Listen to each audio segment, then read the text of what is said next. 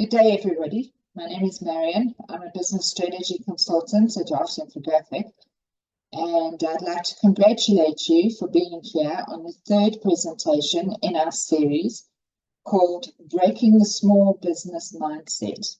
So we're just going to dive right in because we've got a lot to cover, and we're going to start where we left off on the last presentation with the reality of hard work. Now, this is quite a nuanced conversation to have, but I just would like to make things a little bit clearer on a timeline. Right, so when you are starting a business out, expecting to put up a website, be it an e-commerce or a drop shipping website, and to put some stuff out on social media, and beyond the initial blessings and inflated results that very often happen right in the beginning of a business starting, which is something that I covered in the previous presentation. Beyond that, having a website, an e-commerce website, and doing some work on social media is not going to bring in the kind of income where you can say that your business is bringing in enough money to cover your salary. There are some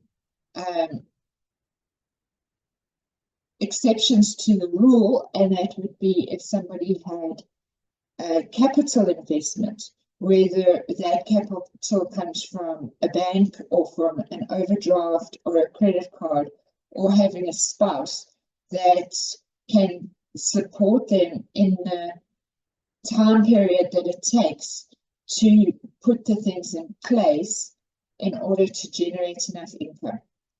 But if you had to take that out of the picture and just look at the income generation of the business, it does have a time frame before the business actually starts generating enough profit in order to cover the CEO or the founder or the business owner's salary. So there seems to be this big misconception that I'm seeing with my client base. So a lot of my client base are sort of middle income, middle to higher income, and they have either capital coming in from a bank or coming in from a spouse or coming in from other business ventures that are supporting their business, and they seem to label their business as a business where it is actually really a hobby that is generating some money that kind of pays for itself. It's more of a hobby that pays for itself than an actual bona fide business. And I just want to be clear there that there's a very clear difference between each of those. So there seems to be this misconception that you can start a website, put some stuff up on social media, and therefore you have, and I put it in inverted commas, a business. And that business is now going to kind of on its own generate enough income that it's actually going to be more financially viable than going to work for a boss for 8 hours a day. And that is just unrealistic. That is not how it works. So this misconception of expecting profit without effort and the desire of benefits without commitment, it's really a bad habit that I'm seeing with my client base when it comes to people that call themselves small business owners or entrepreneurs. Going back to the timeline, you have those initial stages. Right in the beginning, you'll have like this honeymoon period where friends, family, colleagues, and even social media. And just a general blessing that seems to happen with a business right in the beginning, a sort of beginner's luck that happens. And that lasts for a short period of time, but long enough to cause this delusion that small business owners think that this is how it's going to continue happening. Then there's this period after that where it's sort of a reality check, where that kind of business kind of dries out a bit, and now they're needing to look at their cold leads, look at their marketing. They try doing social media and they're not getting results that they'd want, and bills start piling up and the realities of business kind of kick in. And that is generally a long period of time. Over that period of time, a lot of businesses actually decide not to continue. They'll go back to an 8 to 5 job, for instance, or they'll try other things thinking that their product or their thing wasn't a good idea, and they might change direction and decide to do something else. But 20% of businesses close in the first year.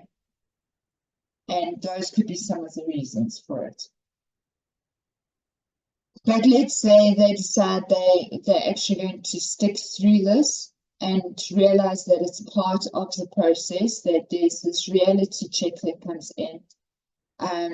They go one of two routes. The one is going to work for a boss and, you know, the 9 to 5 or 8 to 5 job, or starting a new venture.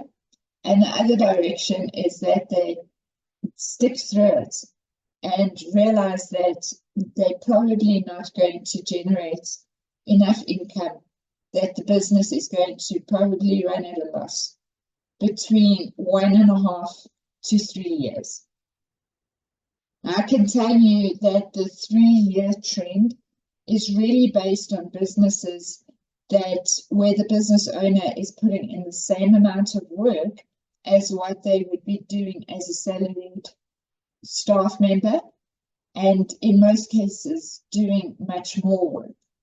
And obviously they are carrying the risks of the business. They've got a lot of questioning themselves. There's a lot of experimentation. There's a lot of failures that happen. There's a lot of change management. There's trying different things.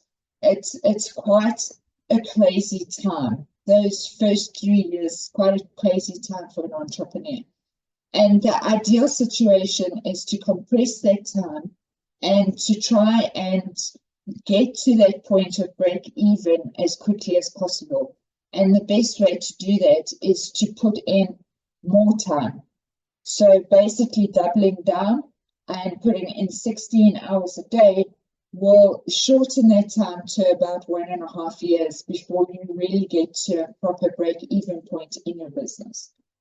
So my business is new, and this is the approach that I'm taking with my business. I'm putting in 16 hours a day in order to speed up the process so that I can get over that initial sort of difficult and dark period of getting a business up and running. After you reach that break-even point, things get much, much easier.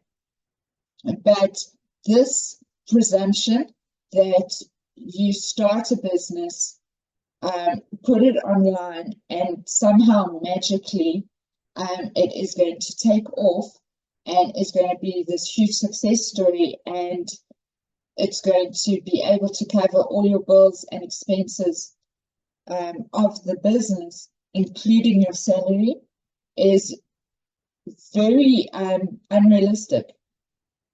I mean, it can happen. I'm not going to take it completely out of the equation, because you have things like that happen. They actually call that a unicorn, you know. So unicorns do happen, but they're very rare. So betting your future and designing how much time you're going to put in your business based on Tim Ferriss's book of the 4-hour work week, or on the internet gurus that tell you how to make $1 million from doing drop shipping or having an e-commerce website, and the guys that actually convince you to do social media marketing are people who generally spend a lot of money on social media marketing. So if you don't have an advertising budget, like, social media is not the golden pill that you might think that it is.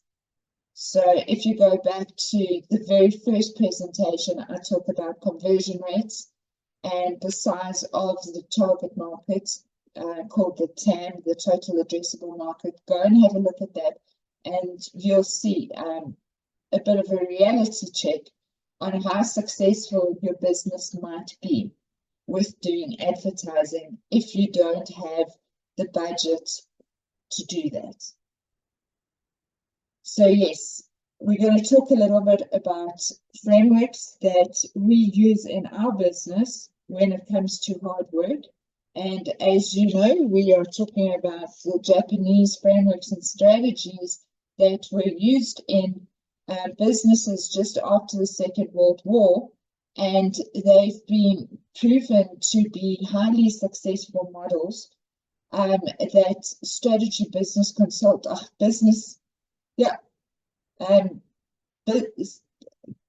strategy business consultants such as myself, sorry, I got a bit tongue twisted there, such as myself, have studied intensely, because they are such phenomenal frameworks and they've been going for a long time, and they were used in businesses that were starting from scratch, with a workforce that was starting from scratch, and they built up to become very, very successful businesses.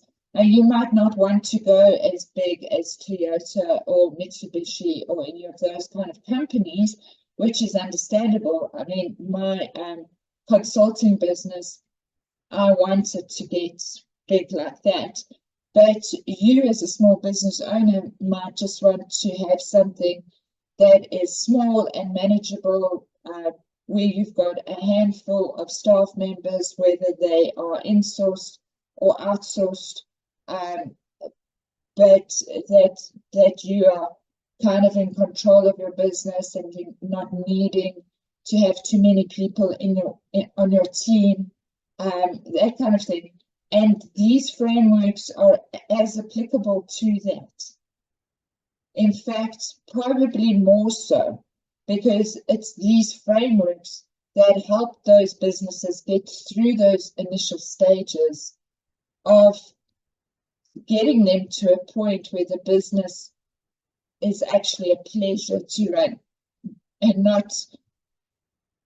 and getting it through those dark years, those initial stages of running a business. So we're going to go into the next framework. So the last presentation that I gave, sorry, my throat is a bit dry this morning.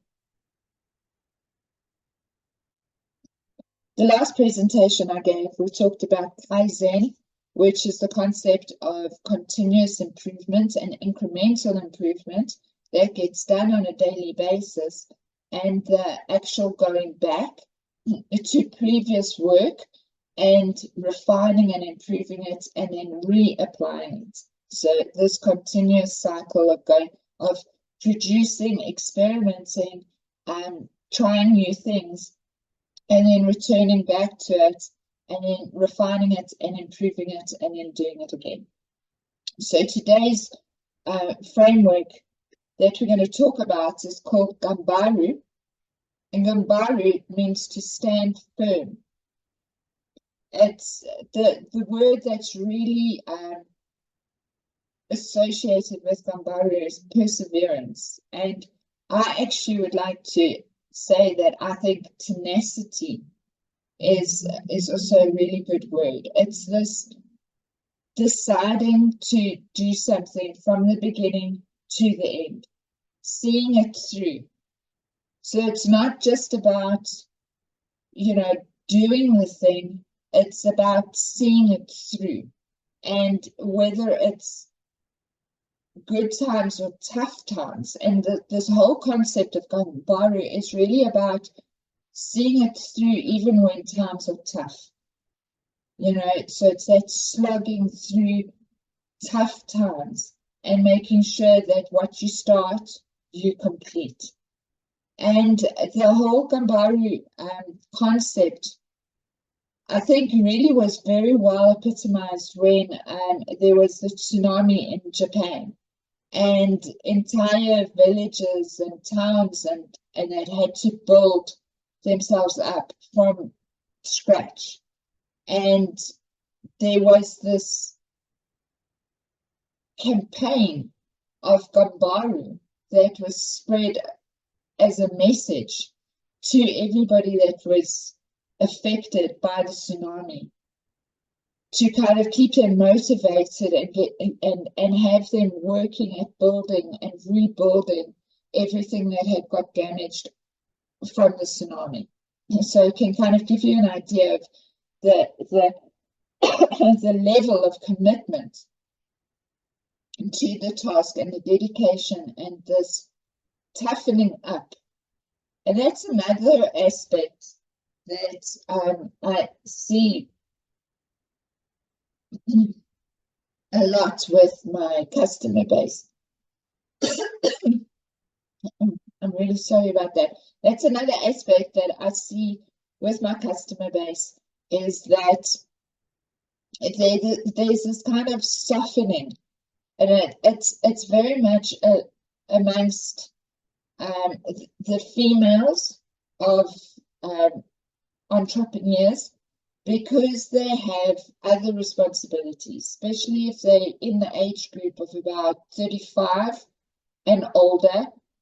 They have children and stepchildren and husbands, partners, family responsibilities.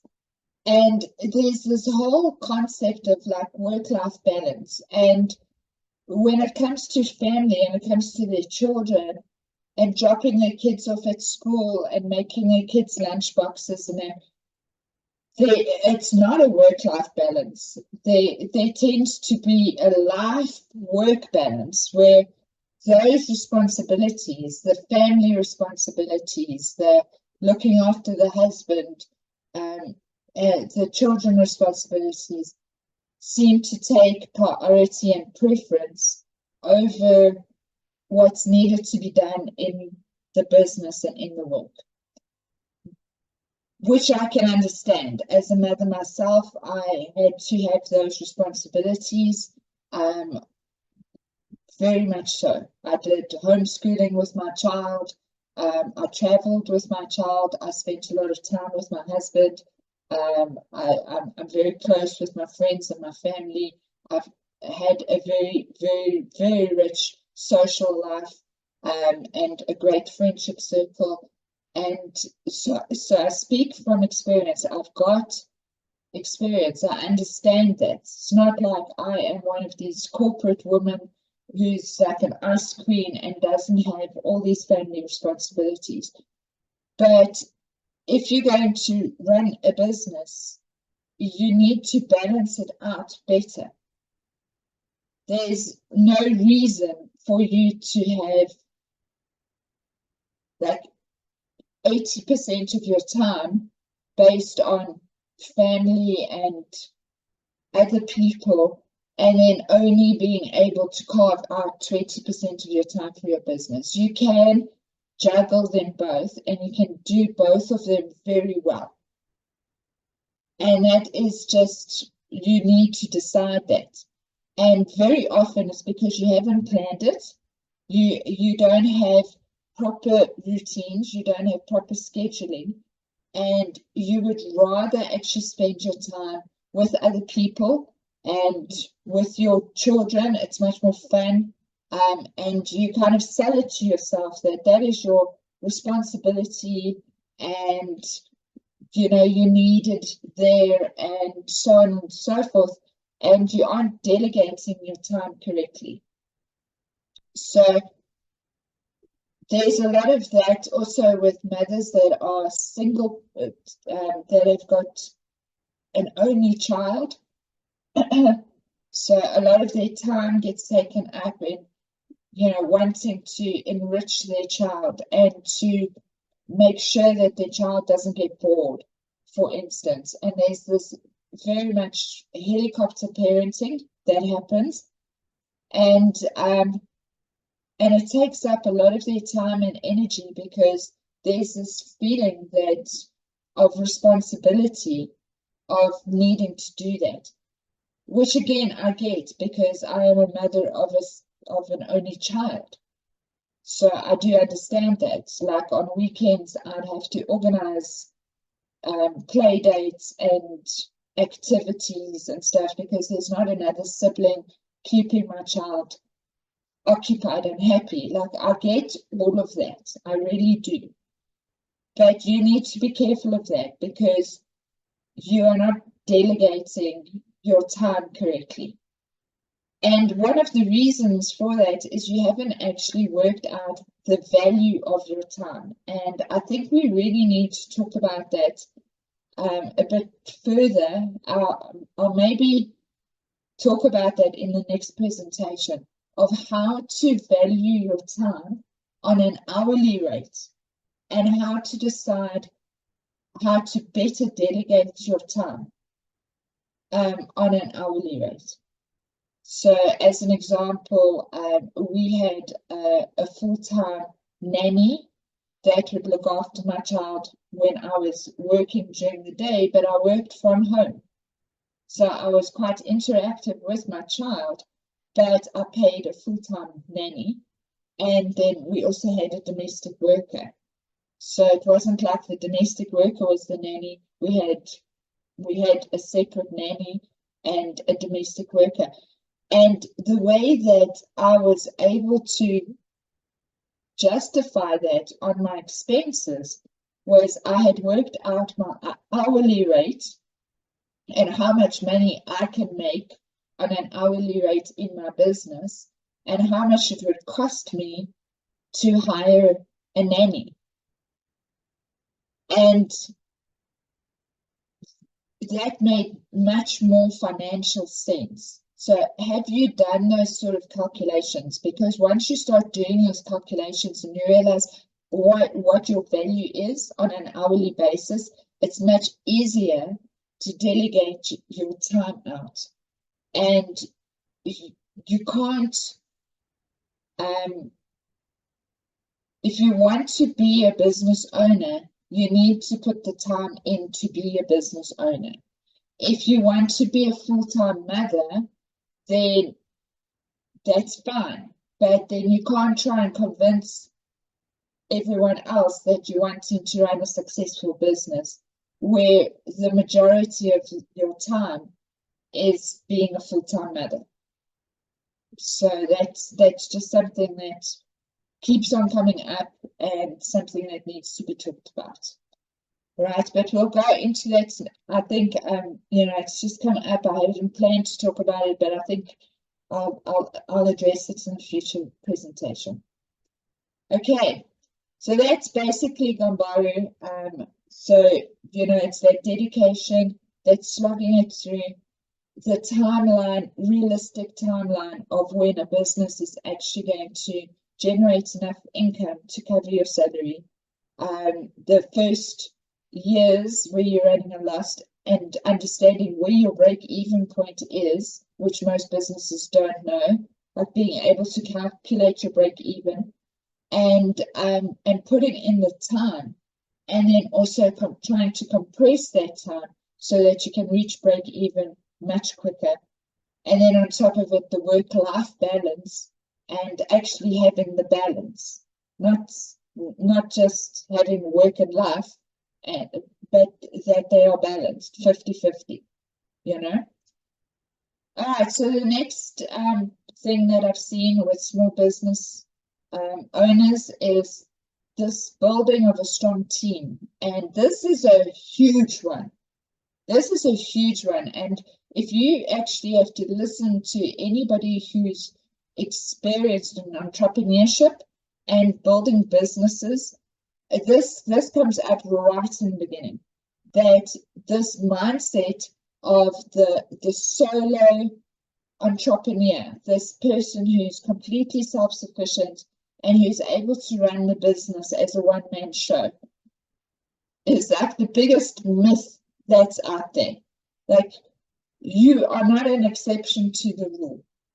The reason why you're able to do it like this right now is because you're not running your business properly. So sorry to say that. It's not sustainable. It's not the way to do it. It's a myth.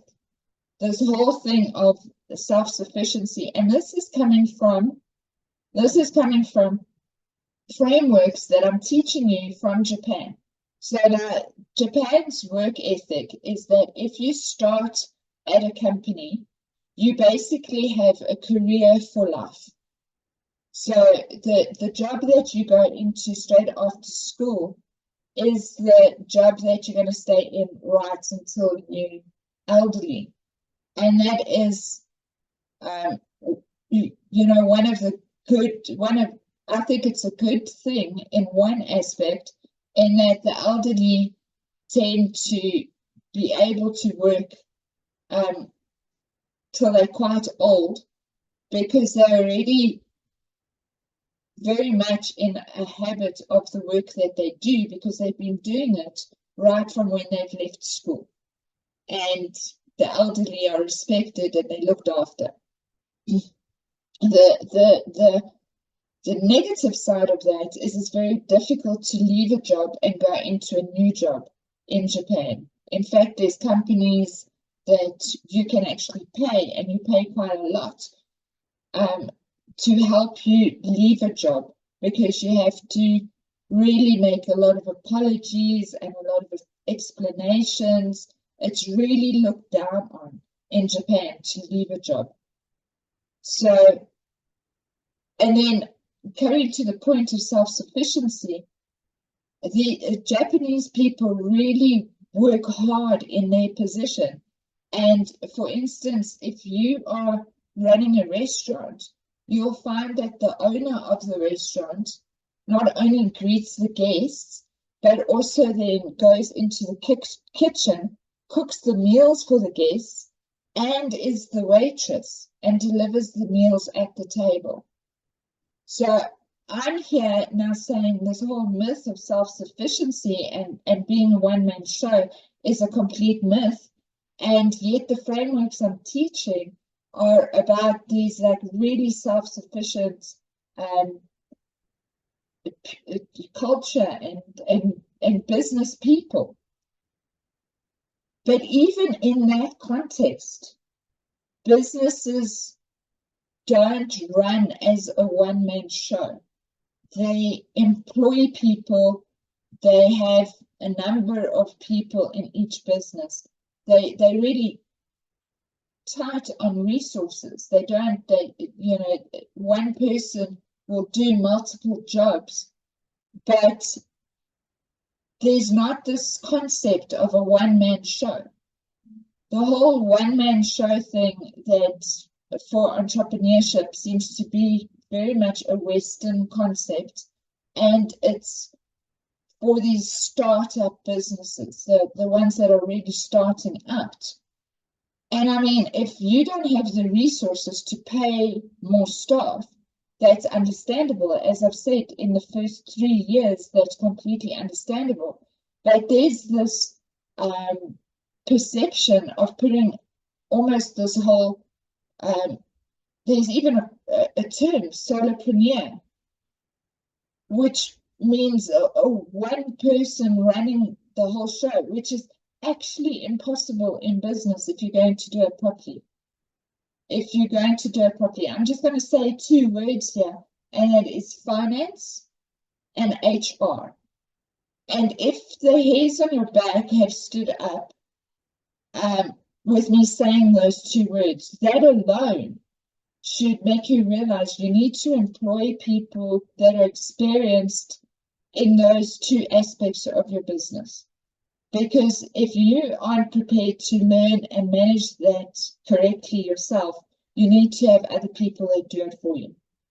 You know, understandably, you might want to be involved in the operations, and that is intrinsically because you want to do quality control and you want to be able to not have fires that you're putting out, that you have your finger on the pulse, you know what's happening at any given time. And that is really understandable right in the beginning. But realistically, running a business, one-man show, it's get that out of your head. Okay, just get it out of your head. You need to build a strong team. I don't know how else to explain this to you. I do consultations. I can help you through the process. It's kind of difficult for me to explain to somebody who doesn't think that way, because I've experienced it, I've seen it. The first things that I do is I focus on the team and get the team right. And you know, I run businesses almost like the military. You know, I like the concept of 6 team members with 1 leader in different departments. So I'm very much a team person. So for me to try and explain to somebody how you can't have a team is just, it's almost alien to me, because it doesn't make sense. It's stupid. It's a stupid idea. So the fact that entrepreneurs think in this way, for me, is just, it's nonsensical. So it's kind of hard for me to be empathetic about it and kind of understand it, because logically it doesn't make sense. A business can't scale, it can't grow, it can't generate enough revenue. You know, it's like saying a business that doesn't have a product or a service. Like, it's nonsensical. A business has to have a product or a service. A business has to have revenue, and a business has to have a team. It's just, that's what it is. So there's this concept of training within industry, and this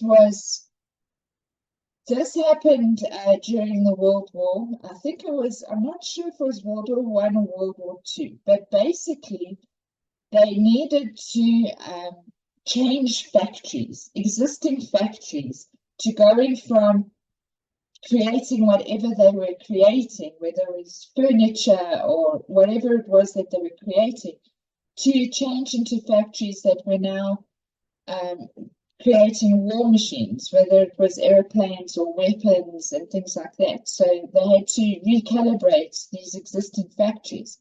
And they said basically to, and it was every country was really doing this, saying to the citizens of the country, we need manpower, we need people who can help us build the stuff that we need in the factories. But this workforce hadn't worked in factories before, or the factories that they had worked in were not creating what these factories now had to create. So they had to have a system where they could train people up very quickly and start creating these new things. So there's a system that came into play that was called the 3J system. And it was lumped under this name of training within industry. So the 3J system is 3 levels of the business. There's this job instruction, job methods, and job relations. And each one is 10 hours long. And they realized that if they did this work with the staff member or the new recruit, and they did 10 hours of each thing, that by the time they had done that, they would be very skilled and be able to do the work that they need to do. So as mentioned in previous presentations, this coaching, development, training is actually a very big part of business, but a lot of small business owners kind of run for the hills because they don't know how to set up a proper training system for their staff. So this is a training system that we use with our staff. And again, I can consult you and I can talk you through the process and help you to develop your strong team.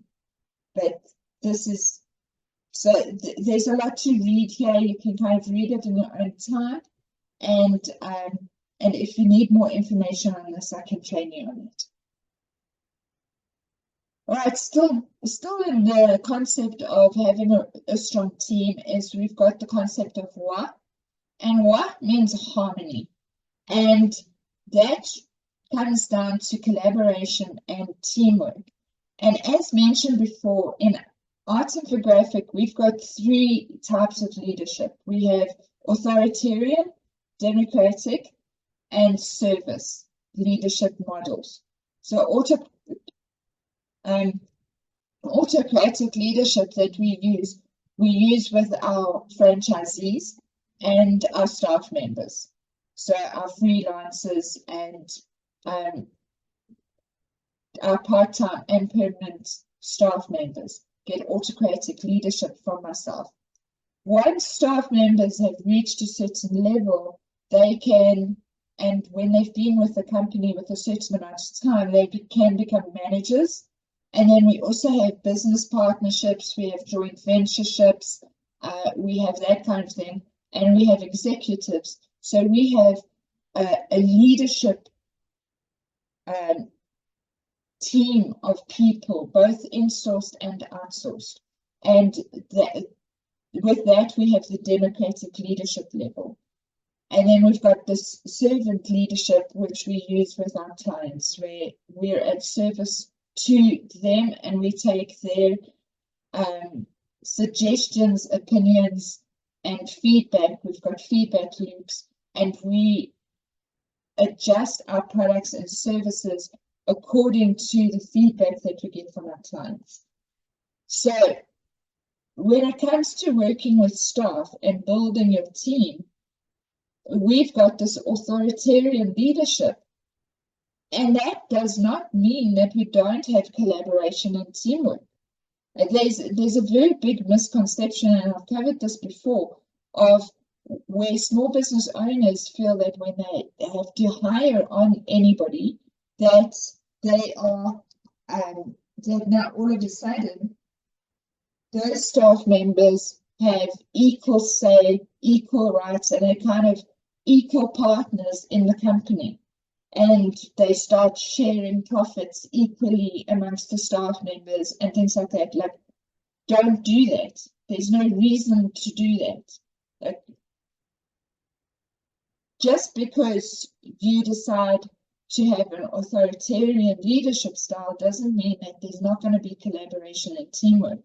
In fact, I found that teamwork really works well under this kind of system. It's very similar to a system in the military. You know, so you'll have your troops and you'll have your generals. Like, and you know, when it comes to collaboration and teamwork, the military is a very good example of getting things done and doing things properly. So building a strong team, having a harmonious work environment doesn't require everybody to be best friends and family.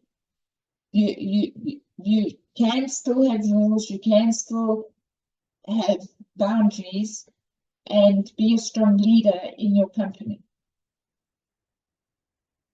So, as mentioned, Japanese employees typically have a career for life, and this results in this strong association with their colleagues and firm. So we also have that kind of concept that when we're working with a client, we communicate with them that this is a 10-year relationship that we want with them, because we want to take them from a startup business to a point where the business is incredibly valuable at the 10-year mark. and they can make decisions on that, actually build their business to be a valuable asset. And that takes time. And we really try on communicating with our clients that we're in it for the long haul. We look at business in terms of 10-year periods. And then rewards and bonuses are given to groups rather than to individuals. And even if you've got a very, very small team, if you've got like 2 people working with you, a good idea is to award bonuses based on projects. Sort of these lump group tasks rather than on individual people. Again, that just brings that whole group unity in. Right, so we have something called scrums. This comes from the lean business model and the agile world of software development. And the way that scrums work is you have this daily scrum. Now, in my business, we don't have it daily, we have it weekly, every Friday. And that's a 15-minute assessment. And it's really what goals have we achieved this week and which goals are we going to set for the week ahead. And then the next Friday, we say, did we achieve those goals that we set the week before, and which ones have been achieved, and now what is the new set of goals that we have for the week ahead. And so we have this scrum. Because we hold it once a week, it usually goes on for an hour, half an hour talking about the goals that have been achieved, and half an hour setting the new set of goals. And you wouldn't believe how quickly that speeds up implementation and getting the work done and moving your business forward in a very fast manner. And then earlier on, I mentioned that there's this fear of delegation because small business owners underestimate their team's capabilities. And this is the reason they're not having enough scrums. So if you are really caught up in a very big project, if you're running a campaign or you're having an event, then even daily scrums or having one every second day is a really good idea. But at each point, you should be pushing your team to go a little bit outside of their comfort zone, a little bit beyond what you presume they're capable of, and let them rise to that challenge. And you'll be very surprised. Leaders will rise to the top. Give them difficult challenges that they need to address and come up with solutions for, and you'll be amazed. If you yourself are not eager to delegate work, you'll find that some of your managers will rise up and say they will start taking on a team, they'll start delegating, they'll manage them. You'll be actually quite surprised at how forthcoming your team will be if you push them to be exceptional in their work. And you can only gauge that if you are touching base with them on a regular basis. And so that's where these daily sprints come in. And then we've also got things called sprints, and sprints are time boxed. And that would usually be about 2 weeks, but sometimes it can be a month. And it's very similar to that Kaizen Blitz that we were talking about, where Kaizen Blitz is more about leaders coming together, so like the generals of the army coming together and making plans for things that are going to move the business in bigger sort of directions. These sprints are where you are connecting with all your staff that are involved in a project, not just the leaders, but the actual people that are implementing the project. So yeah, and then at the end of the sprint, then there's also 2 further meetings And this is to review the work and to get feedback of it. So it's what's the word? There's a word, a debrief, and getting feedback and all of that. And then the second meeting is to share that feedback with everybody. And so that is a model for meetings. So if you don't know how to run meetings, that is how you should run meetings. So have a look at that and see how are your meetings run. And this is the way that if you go and work for a medium company or a large corporation, this is how it's done. This is how good meetings are held. So if you're just holding meetings for the sake of having meetings and you don't know how regularly and who needs to be on them and how it all works, you've got the Kaizen Blitz that you have with your leadership, and then you have the scrums that you have weekly with your staff, and then you have your sprints that happen around projects. And you should have a calendar for your projects, a promotionals calendar and a campaign calendar at the very least. You might want to have events, a calendar as well, and things along those lines.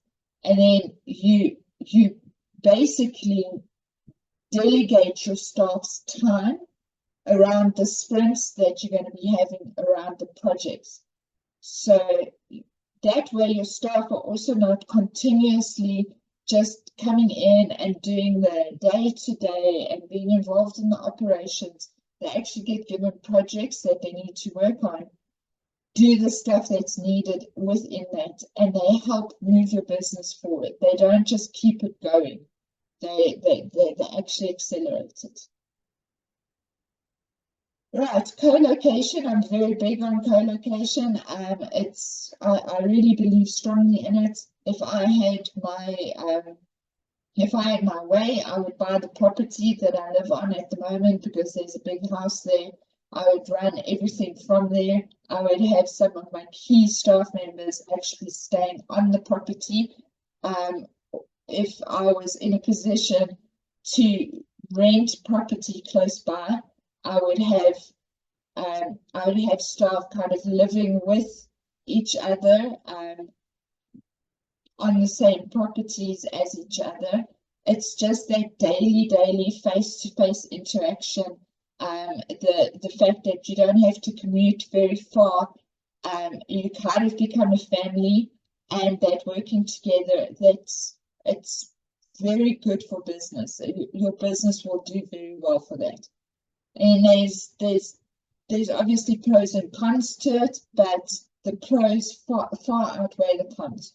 So if you get any opportunity to have co-locations, do that rather than having remote working scenarios. Although obviously remote has become much more relevant these days, and this cohabitation and co-location is less relevant. If you weigh up the one versus the other, co-location still works. It's still one of the better models. So as much as people don't really want to go into the office every day, if you have people coming into the office and working together, there tends to be a much better cohesion of the team, and a lot more work gets done, and it's better for business and for the business culture, and that this hybrid or remote working is happening these days. So I'm a very big advocate for co-location, even though, because I work with people from all over the world, I do everything online. I've got my own little studio that I operate from. I'm a traveler, an adventurer. I've got it planned and doing a lot of traveling and working from Airbnbs around the world and all of that. I would still balance it out, and if I was lucky enough to be able to set up my business that I've got co-location with my staff members, then that would be half of my year would be spent working face to face together with my team, and then the other half of the year traveling and working remotely. But I'm just saying that co-location is the data is there, the statistics are there, that it's a better way of running your business. Right, so I'm going to end that there. The next presentation will obviously go into marketing and the different frameworks that we use for that. But I just wanted to thank you so much for your time today and listening to this. So quite a lot of sort of nuanced concepts that we've covered here. And I hope that through that you've gained some sort of golden nuggets that you can apply to your business, or at least think about when it comes to your work-life balance, when it comes to evaluating your time, delegating your responsibilities, and putting in the time that's needed for your business to succeed. And then how are you going to manage staff, and how you manage their time around your projects and your working environment, as to whether you co-locate or whether you work with them remotely, and those kind of things. So just some concepts for you to think about. Obviously, you then design it around your needs and around your business and what works with your personality. So you don't have to go with the way that we do it here at Art Infographic and my leadership style at Art Infographic, but hopefully through my example, it might just allow you to think about your approach and seeing what approach will work best for you. All right, so thank you again for your time, and I'll see you in the next one.